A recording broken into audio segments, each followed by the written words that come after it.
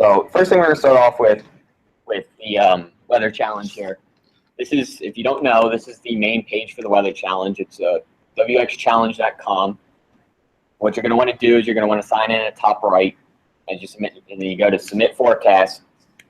And if you sign in at the top right and you sign in, you'll sign in with your username. So whatever you chose your username to be, you should have gotten an email about it. Put in that username and then your password. And then when you come down here, you're going to scroll down and select North Carolina State University. So that way it's for your score. If you don't select North Carolina State University, you're not going to get a score. So what you see is each day you'll forecast Monday through Thursday, and you'll input your forecast each day. You don't have to do them all at once. You can just do one, like you see up here. So I threw in a sample forecast for today. You're going to have your high temperature, your low temperature. Your wind speed is your is the highest 2-minute wind speed from midnight to midnight. And that'll be verified by the climate report, and then precip is in hundreds. The most important thing to do whenever you, especially on a Monday, when you first submit your first forecast that week, go ahead and the rest of the days, see where it says guidance? Click on the, right here, you'll see in each box is a guidance. Click on that guidance before you submit your forecast. That way for the rest of the week, if you forget, you're going to get guidance, you shouldn't get a penalty. And you'll have an actual decent forecast. And then at the end, you can ask to have it submitted, email your forecast to you just so you have a verification. And then you just hit submit forecast for verification. It'll pop up with this window, and then you can just close that. And if you want to see a current forecast, you just hit find that. For scoring, results is the page you go. There's nothing there. And then you can see some of the other things, distribution, when everybody's done forecasting. One thing to keep in note when we go through daylight savings time, or when we fall back, the time to submit forecasts will change from 8 p.m. to 7 p.m. So we'll put in updates about that, but you just kind of have to keep up with that.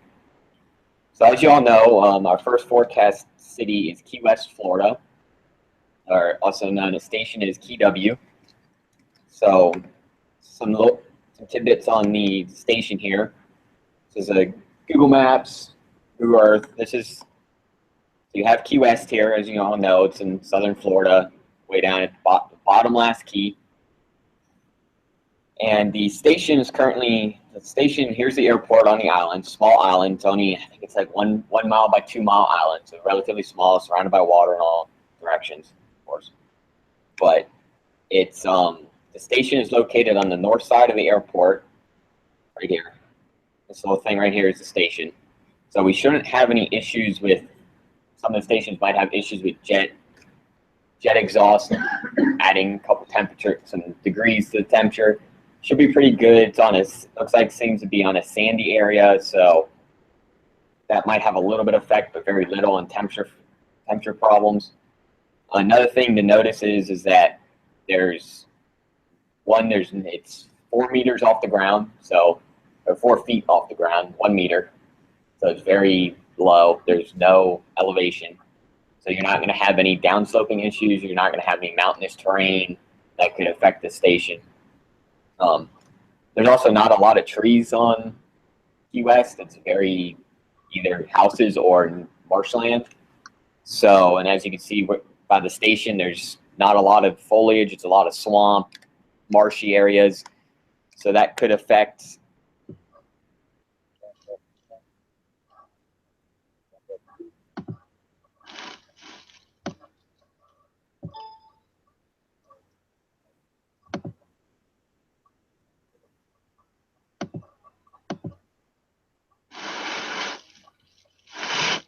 radar is actually up here on the key above it. If anybody's wondering, it's just right here. So it's currently down right now, so you're probably going to have to use Miami's until they get that back up. I'm not sure if it's back up yet. It's not. All right, so the radar is not up right now.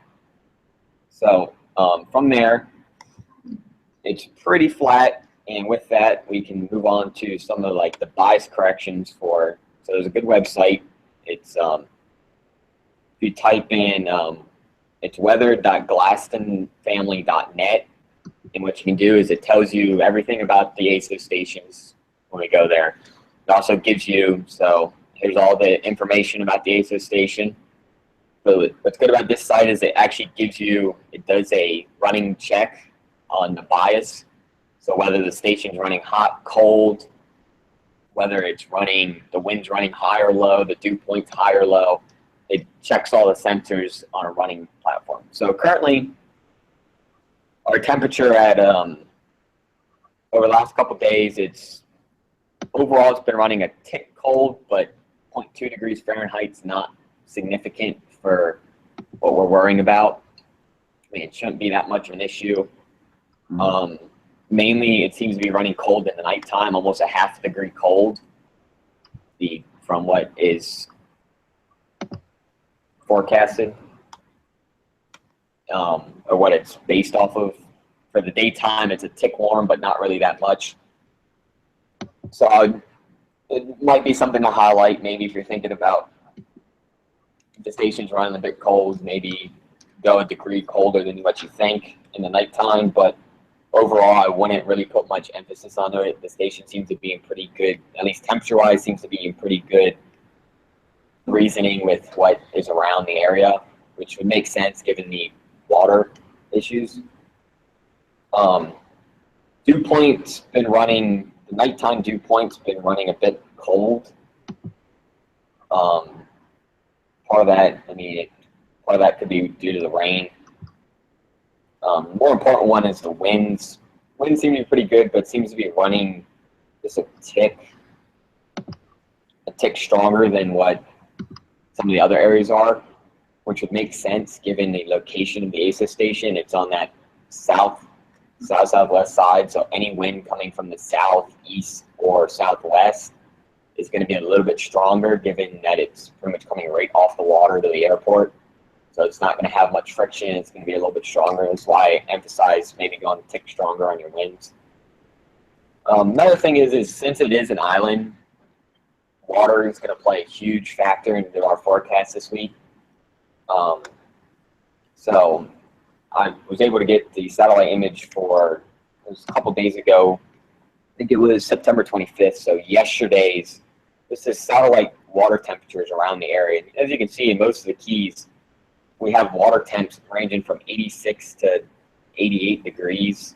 Some areas probably warmer, localized areas.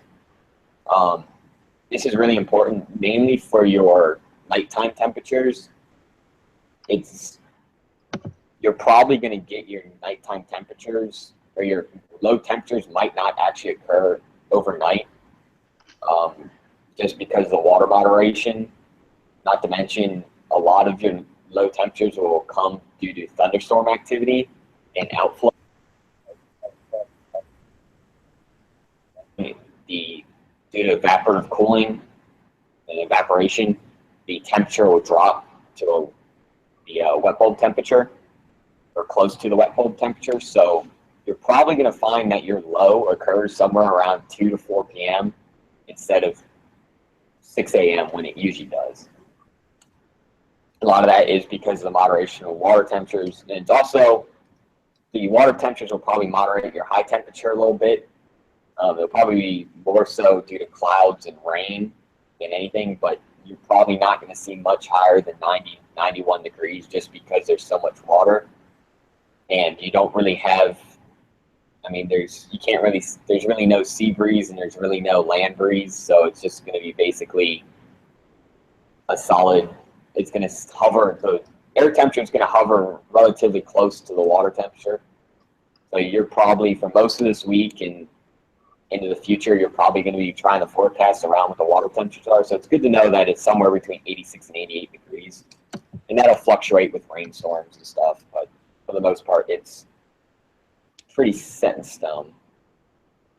So as we move on, we're going to go ahead and take a look at some of the things that are affecting the area right now. This is our basic water vapor imagery map. As you can see, over some of the main things that we're looking at recently, as I pulled back a little bit, back in time, some key features to point out. You can see the large upper level trough with upper level low over the over Canada and the Great Lakes, big deep digging trough, which I'll show you later in some of the model runs. But another key feature that's been primarily the main driver for the weather in Key West this week is there's a little bit of an upper level low disturbance down here off in the northern Gulf over the Florida Panhandle. And as I move this forward, you can actually see the little bit of spin here. So what you're getting is, and that's helping to increase the shower activity over, you can see all the showers and storms popping up, moving from west to east for the most part across this area. And that should hang around for a day or two. So that's definitely going to increase storm activity for a little bit. That seems to be the big player in at least the near future. As we go further out in time, and I move on to some of these other ones. So this is your standard GFS run vorticity. Yes. Okay, well, I know. Cool. So this is your standard 700 millibar geopotential heights and then cyclonic vorticity. So you can see the big trough up here that's going to dig down, but you can also see the remnants of this upper level low pressure, basically deformed trough down here in northern Florida, kind of all this standing vorticity. As we go on in time, this is 18 hours, so this is tomorrow. You can still see that trough kind of lingering here.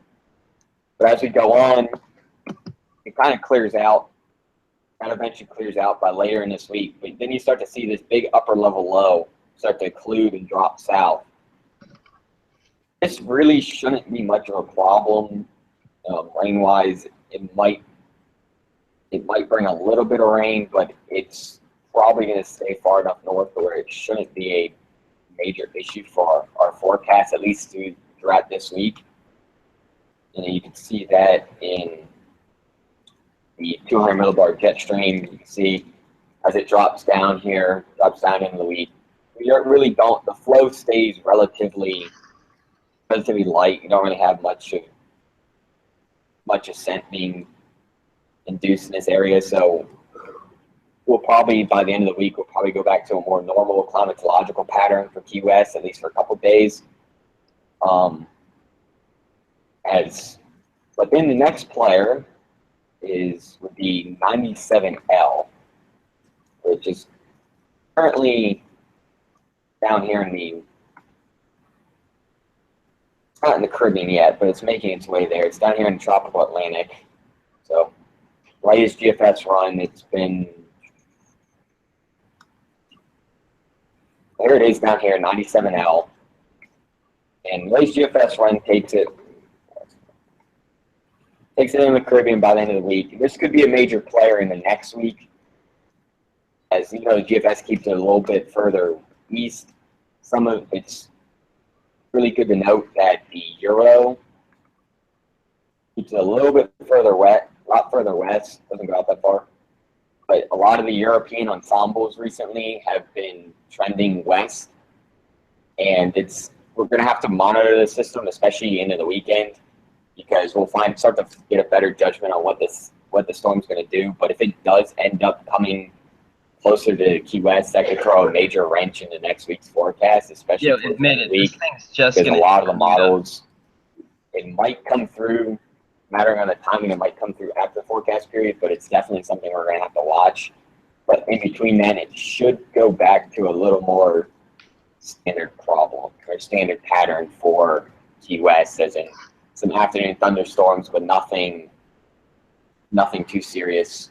It should be, after these first couple of days, it should just kind of calm down a little bit. It won't be probably as bad rain-wise, but definitely for this first 3 to 4 days, I would recommend going a little higher in your rain and wind. So does anybody have any questions on anything? Like, is there anything that anybody wants to add that they think might be a factor in the forecast this week that I possibly missed? And the floor is open to anybody. Going once. Hey, everybody. Nobody wants to say anything. Nobody has something that, I mean, it's unfortunately Key West isn't really the most exciting.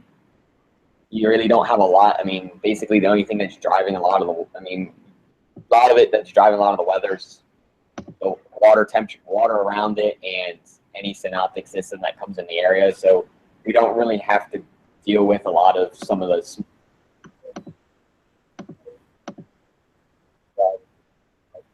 We'll have to start dealing with mountainous terrain and other issues, lakes, bodies of water. But Key West is pretty self-explanatory, so it's kind of going to be a short meeting. So it's a good thing. Just remember to get your forecast in, and definitely do the guidance after you forecast, or click guidance. That's the most important thing, because in order to beat Asheville this year, we need everybody to forecast well, please. So if you feel free to ask around if you see something, maybe post in some of the groups. Like if you see something that could change your forecast, don't be afraid. Talk to people. Just don't give anybody your forecast. It's frowned upon. Certain schools do that. So